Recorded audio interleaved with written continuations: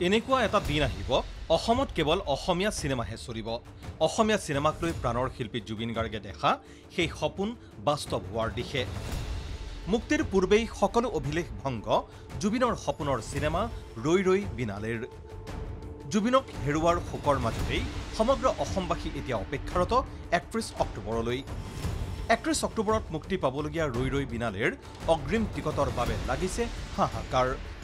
চিনেমাখনৰ মুক্তিৰ দিনটোত পুৱা ৫ বজাৰ পৰা নিশা ২:৩০ বজালৈ অসমত চলিব ৫০০ৰো অধিক দৰ্শনী। প্ৰতিটো দৰ্শনীৰেই শেষ হৈছে টিকট। অসমৰ বাহিৰতো জুবিন অনুৰাগী অধীৰ আগ্ৰহেৰে বাট চাই আছে ছবিখনলৈ।